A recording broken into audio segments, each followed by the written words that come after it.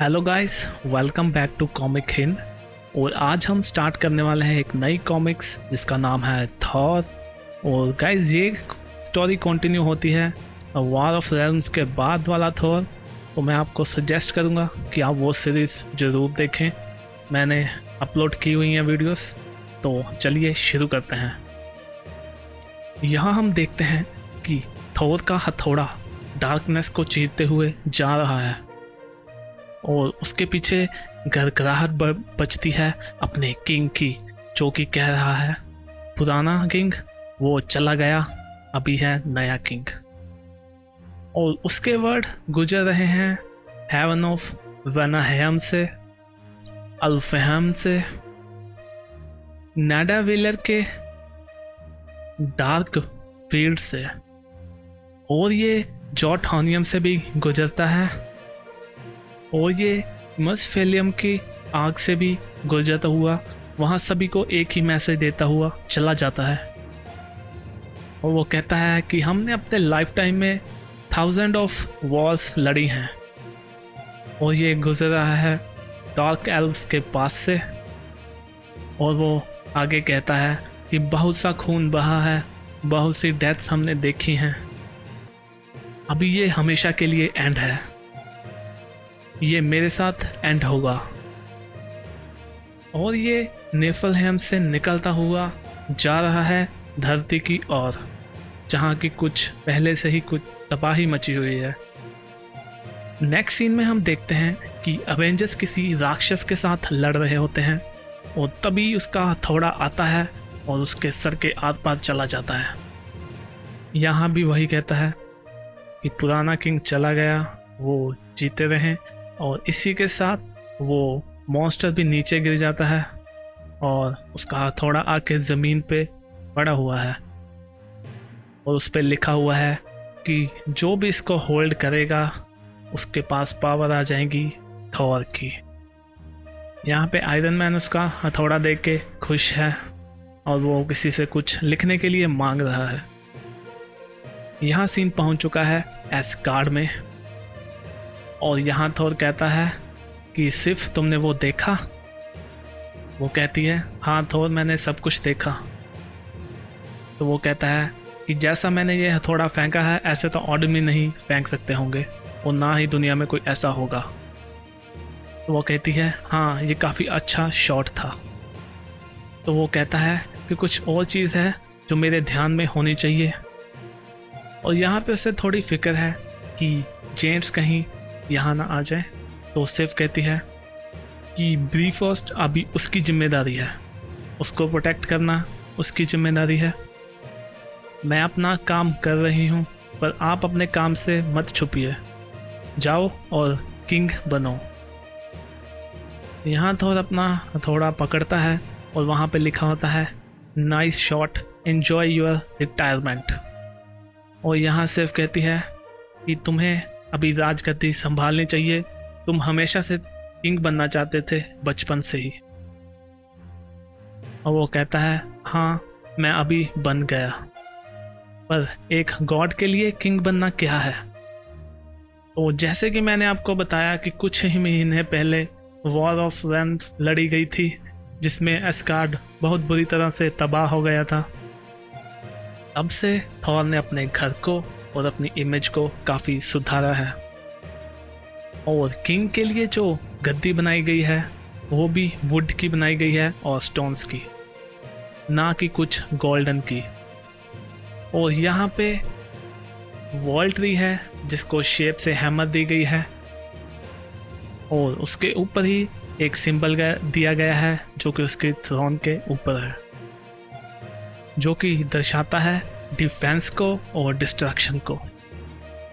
और अपनी गद्दी पे बैठता है, अपने हथौड़े को साइड पे रखता है और कहता है मुझे अकेले छोड़ दो। यहाँ पे उसका सेवक कहता है कि इसके पहले कि आप एस्गार्ड को एड्रेस करें उससे पहले आपकी कुछ ड्यूटीज हैं जो आपको करनी चाहिए। तो वो थॉर की तरफ देखता है तो उसे पता चल जाता है कि उसका कोई इंटरेस्ट नहीं है अभी। तो वो बाकियों से कहता है कि आपने किंग को सुन लिया, सभी लोग बाहर चले जाओ। और वो जाते हुए दरवाजे को बंद कर देता है। और यहाँ पे थॉर थोड़ा सा दुखी है उदास है और वो अपना माथा पकड़ लेता है और तभी कोई पीछे से आता है और ये है लॉकी। और वो कहता है कि अपने फादर के सीट पे बैठ के तुम्हें कैसा लग रहा है। और वो कहता है मुझे नहीं पता, मैं तो हमेशा से अपनी पे ही बैठा हूँ। तो वो कहता है कि क्या तुम नर्वस हो अपनी आज की स्पीच के लिए, क्योंकि पूरा एस्कार्ड तुमसे सुनने के लिए बहुत ही बेताब है। तो वो कहता है कि ये मेरा फर्स्ट टाइम नहीं है, मैं ऐसे बहुत बार पहले भी कर चुका हूँ। तो वो कहता है हाँ, इससे पहले तो तुमने आदमिस को यही कहा है कि किसको मारना है या तुमने उनको मारना है, इससे ज़्यादा तुमने क्या कहा है और ये क्या डिफरेंट होगा। वो ये सुन के और को थोड़ा सा अजीब और गुस्सा भी लगता है। और अभी तुम्हें नए किंग के आगे झुकने की इरादा नहीं है क्या? ये सुन के लोकी उसके आगे झुक जाता है और वो कहता है कि मुझे अकेला छोड़ दो, तुम यहाँ पे बिना बुलाए आ गए हो, अगर नेक्स्ट टाइम तुमने ऐसा किया तो मैं तुम्हारी आंखें निकलवा दूंगा। तो वो कहता है कि ये तुम्हारे लिए हैवी हो रहा है। तो तभी वो मुड़ के देखता है और लॉकी कहता है पहले तुमने ऐसा कभी नहीं रिएक्ट किया जब भी तुमने अपना हथौड़ा पकड़ा होता था। और ये बातें सुन के थोर को काफ़ी गुस्सा आ जाता है और वो अपना हथौड़ा उसकी तरफ फेंक देता है और लॉकी कहता है प्लीज़ ऐसे मत करो। और वो देखता है कि हथौड़ा उसके थोड़ी सी आगे आके रुक जाता है और वो पूछता है तुम ये कैसे कर सकते हो? तो वो कहता है कि मैं अभी ऑल फादर हूँ मेरे भाई, और इस टाइटल के साथ मुझ में काफ़ी ऑल पावर्स भी आ जाती हैं और तुम्हें ये याद रखना चाहिए। और इसी के साथ वो अपना हथौड़ा पकड़ के चल पड़ता है। यहाँ हम देखते हैं कि थोर अपने किले से बाहर आता है और वो देखता है कि वहाँ पे हज़ारों लोग उसका स्वागत करने के लिए और उसकी बातें सुनने के लिए खड़े हैं। वो लोगों का अभिनंदन करता है कि आप सभी यहाँ पे आए, और तभी हम देखते हैं कि वो कुछ देखता है और हैरान हो जाता है। और हम देखते हैं कि ये गैलेक्टस है जो कि आके उसकी सभा में गिर गया और उसने सभी को मार दिया और आसपास सारी बिल्डिंगें तहस नहस हो गई और तबाही मच गई है। सभी लोग इधर उधर भाग रहे हैं और किसी को नहीं पता चल रहा कि ये क्या हुआ है। और तभी हम देखते हैं कि थोर अपना हथौड़ा पकड़ते हुए उसकी तरफ चल देता है, उसका मुकुट नीचे गिर जाता है और वो कहता है गैलेक्टस तुम्हारी हिम्मत कैसे हुई?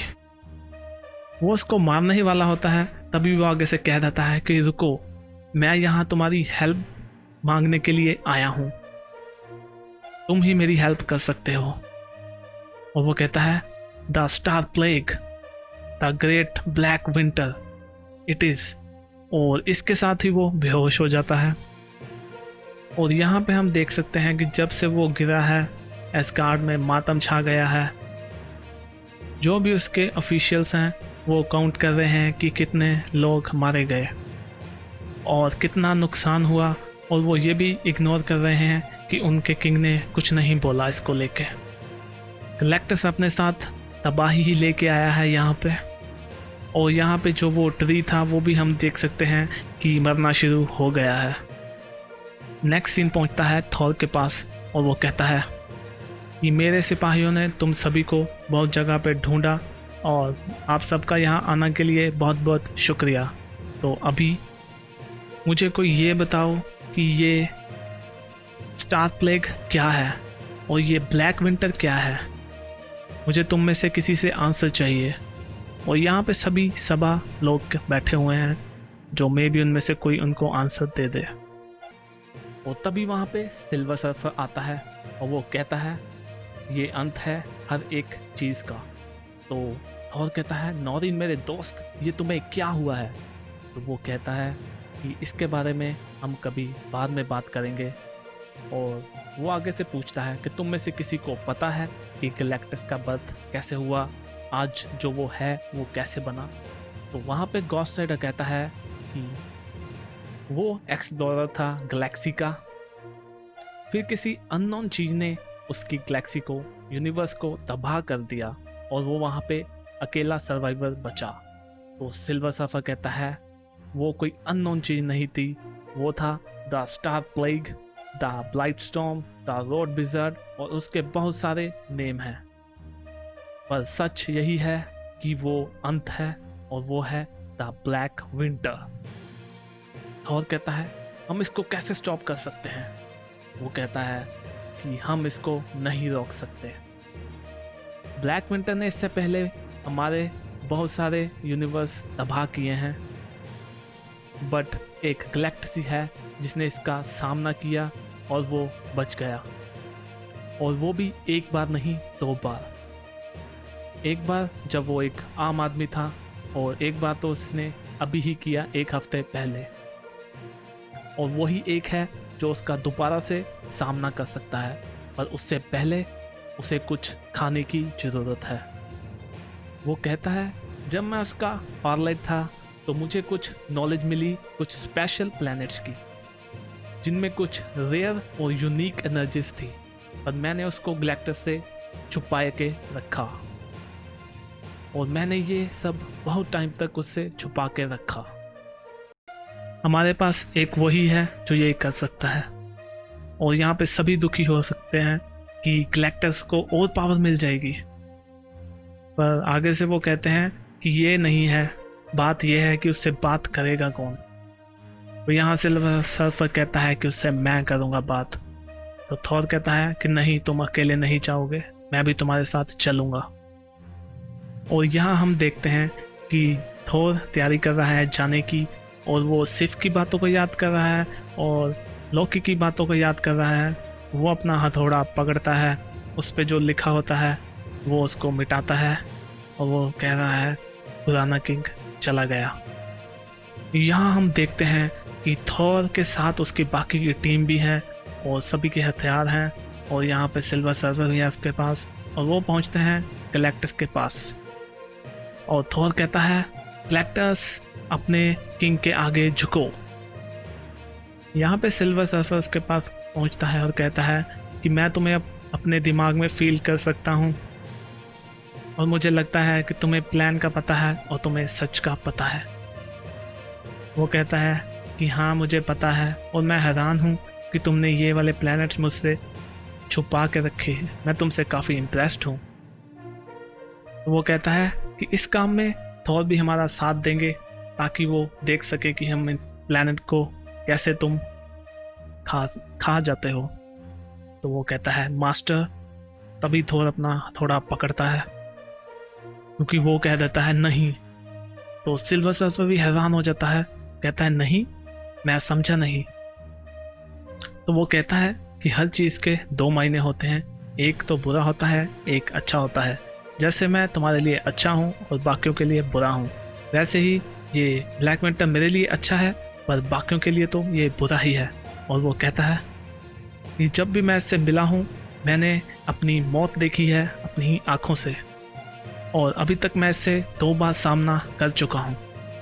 और वो कहता है पहली बार जब मैं ग्लैन था तो मैंने अपना यूनिवर्स देखा अपनी आंखों के सामने तबाह होते हुए, मैंने सब कुछ देखा, मैंने आज तक ऐसी चीज नहीं देखी। वो कहता है कि ये एक ब्लैकनेस है, एक खालीपन है जो खुद में सब कुछ समा लेता है। पर फिर मैंने इसको दोबारा देखा, और तुम्हें पता है नॉरिन कि मैंने क्या देखा? मैंने शायद अपनी मौत का अवतार देखा, और मैंने देखा थॉर, और वो उसके ऊपर अपनी शक्तियां छोड़ता है, और सिल्वर सर्फर कहता है नहीं, और यहाँ पे थॉर भी चिल्लाता है, और उसके सेवक कहते हैं कि ये शक्ति आपको मार देगी थॉर। और वो कहता है कि मैं एस्गार्ड में सहारा लेने के लिए नहीं आया था, और अगर तुम ही मेरा अंत हो थॉर, तो हम मिलकर इस ब्लैक विंटर को खत्म करेंगे। उसके बाद मुझे नहीं पता कि क्या होगा, पर तब तक तुम राइज करोगे। और यहाँ हम देखते हैं कि थॉर बन चुका है हार्ड ऑफ थंडर। और गाइस, इसी के साथ हमारा फर्स्ट पार्ट खत्म होता है। और अगर आपको ये पसंद आया तो चैनल को सब्सक्राइब करना मत भूलिएगा, और नोटिफिकेशन बेल को भी ऑन कीजिए। तो मिलते हैं नेक्स्ट पार्ट में। Bye bye.